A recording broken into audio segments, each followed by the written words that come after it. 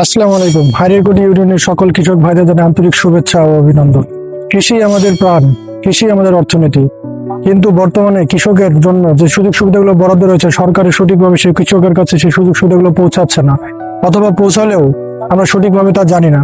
কিভাবে আমরা কোথায় পাবো এই ধরনের সুযোগ সুবিধাগুলো, সেই সম্পর্কে আজকে আমরা বিস্তারিত আলোচনা করবো এই ভিডিওতে। ভিডিওটি অনেক বড় হবে, কিন্তু পুরোটি দেখলে কৃষি সম্পর্কে অজানা কিছু তথ্য জানতে পারবেন। সরকার একজন কৃষককে শক্তিশালী করতে বেশ কিছু পদক্ষেপ হাতে রেখেছে, যার মধ্যে প্রধানগুলো হলো বীজ ও সার প্রণোদনা। সরকার বিভিন্ন মৌসুমে, যেমন আউশ এমন বড়, প্রতি মৌসুমে বিভিন্ন ধরনের বীজ এবং সার প্রণোদনা দিয়ে থাকেন প্রত্যেকটি কৃষককে। গত বছর আমাদের উপজেলায় বিভিন্ন কৃষককে বিভিন্নভাবে সার এবং বীজ প্রণোদনা দেওয়া হয়েছে। কর্মসূচির দ্বিতীয়টি হলো আধুনিক যন্ত্রপাতি, বালাইনাশক sprayer machine, seeder machine, harvester machine, এরকম বিভিন্ন ধরনের আধুনিক যন্ত্রপাতিতে বর্তমান সরকার 50 থেকে 70% পর্যন্ত ভর্তুকি বা প্রণোদনা দেওয়ার ব্যবস্থা করে রেখেছেন।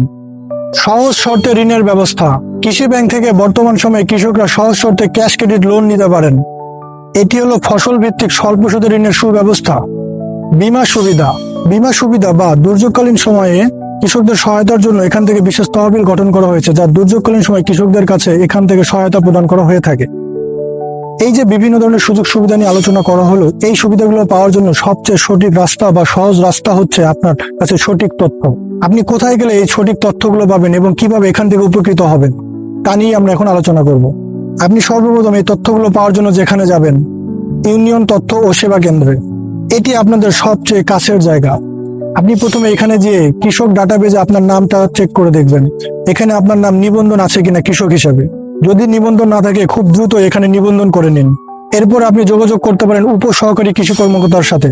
একজন কৃষক উপসহকারী কৃষি কর্মকর্তার কাছ থেকে বিভিন্ন ধরনের সুযোগ সুবিধা পেয়ে থাকেন। কৃষক আবাদ করেছেন, আবাদকালীন সময় বিভিন্নভাবে বিভিন্ন ধরনের ক্ষতিকর পোকামাকড় বা বিভিন্ন ধরনের অসুখ কৃষকের উপর আক্রান্ত হয়ে পড়ে আপনাদের ফসলটিকে কিভাবে আপনি সঠিক ও সুন্দরভাবে আবার পরিমার্জিত করে আবার আবাদ সঠিক ও সুন্দরভাবে করতে পারেন, এর জন্য আপনি চাইলে উপসহকারী কৃষি কর্মকর্তার নিকট যে সুপরামর্শ গ্রহণের মাধ্যমে আপনি আপনার আবাদকৃত ফসলটি সুন্দর ও সুষ্ঠুভাবে ঘরে তুলে নিয়ে আসতে পারবেন। একজন কৃষি কর্মকর্তার সাথে সমন্বয় কিভাবে করবেন? একজন কৃষি কর্মকর্তা স্বাভাবিকভাবে খুবই ব্যস্ত মানুষ। এই ব্যস্ত মানুষের সাথে কমিউনিকেট করতে গেলে আমি একজন কৃষক যদি তার সাথে যোগাযোগ করার চেষ্টা করি, তাহলে হয়তো বা তার ব্যস্ততার কারণে সঠিক সময়ে সঠিক সেবা আমরা নাও পেতে পারি তার কাছ থেকে। খুব সুন্দর এবং সঠিকভাবে যদি আমরা সেবা পেতে চাই একজন কৃষি কর্মকর্তার কাছ থেকে, তাহলে আমাদের যেটা করতে হবে, কৃষক হিসেবে আমরা 10 থেকে 15 জন কৃষক মিলে একটা কমিটি গঠন করব। আমরা যে জায়গায় এলাকায় আবাদ করি, সে আবাদকৃত কৃষকরা সবাই মিলে একটা কমিটি যখন আমরা গঠন করতে পারবো, তখন আমাদের বিভিন্ন সমস্যাগুলো আমরা চাইলে একজন অথবা সেই কমিটির মাধ্যমে আমরা কৃষি কর্মকর্তার সাথে যোগাযোগ করে তা উপস্থাপন করার চেষ্টা করব।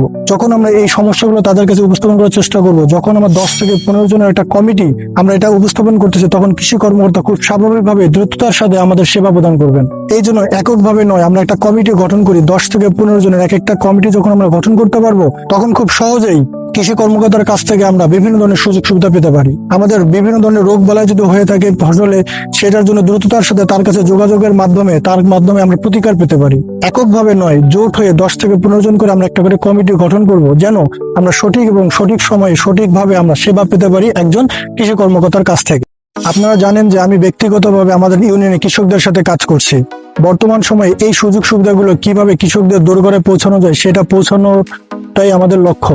আপনারা একটু খেয়াল করে দেখবেন, বর্তমান সময়ে বিভিন্ন এনজিও বা বিভিন্ন ব্যবসায়িক প্রতিষ্ঠান অথবা বিভিন্ন অফিস কৃষকদেরকে আবাদ করায়। কৃষকদেরকে আবাদ করানোর পরবর্তীতে এই ফসলগুলো তারা ন্যায্য মূল্যে কিনে নেওয়ার চেষ্টা করে থাকে, এবং কৃষকরা ন্যায্য মূল্য পেলে হয়তো বা তাদের আবাদকৃত ফসলগুলো আবাদ করে একটু খুশি হয়ে থাকেন। কিন্তু এখানের ভিতরে শুভঙ্করী কিছু ফাঁকি আছে। শুভঙ্করের ফাঁকিটা কোথায়? দেখুন, আবহাওয়া সবকিছু যখন আমাদের ফেভারে থাকে, একজন কৃষকের ফেভারে থাকে, আবাদ যখন ভালো হয়, খুব সুন্দরভাবে কৃষকের এই আবাদকৃত ফসলগুলো খুব সুন্দরভাবে কোম্পানিগুলো মালগুলো কিনে নেয় এবং মোটামুটি ন্যায্য মূল্যের মাধ্যমে কিনে নেওয়ার চেষ্টা করে থাকে। কিন্তু বিপদ হয় কোথায়? বিপদ হয় তখন যখন দুর্যোগকালীন সময়গুলো চলে আসে। এই দুর্যোগকালীন সময় কৃষকের পাশে অনেক সময় কোম্পানি থেকে শুরু করে যে কেউ তার কাছ থেকে দূরে সরে যায়। এই ধরনের সমস্যাগুলো যেন কৃষকদের না পোহাইতে হয়, এই জন্য আমাদেরকে লক্ষ্য ঠিক রেখে কাজ করে যেতে হবে, যেন কৃষকরা সব সময় সঠিক ও ন্যায্য মূল্যগুলো পেয়ে থাকেন। সেটা হোক ভালো পরিবেশ, ভালো আবহাওয়ার জন্য, ভালো আবাদের জন্য, অথবা যে কোনো সময় দুর্যোগকালীন সময়ে কৃষকরা যেন ক্ষতিগ্রস্ত না হয়, সেদিকে খেয়াল রেখে আমাদের সাথে কোম্পানিগুলোর একটা সুন্দর কমিটমেন্ট তৈরি করতে হবে, যেন আমরা খুব সহজভাবে কৃষকদের সাথে মিলেমিশে সঠিক সময় সঠিকভাবে সঠিক মূল্যে সবকিছু বেচতে পারি এবং আমাদের আবাদগুলো সুন্দরভাবে করতে পারি। পরিশেষে বলবো, অভিযোগ করে লাভ নেই, আমাদের সিস্টেমের ভিতরে ঢুকে তথ্য জানতে হবে। সঠিক তথ্য জানলে আমরা এগুলো সমাধান করতে পারবো বা এগুলো থেকে আমরা উপকৃত হতে পারবো। প্রিয় কৃষক ভাই, তথ্যই শক্তি। সঠিক তথ্য থাকলে আমরা সরকারের বিভিন্ন সুযোগ সুবিধাগুলো আদায় করে নিতে পারবো আমাদের ইউনিয়নকে কৃষিতে মডেল ইউনিয়ন করে গড়ে তুলতে।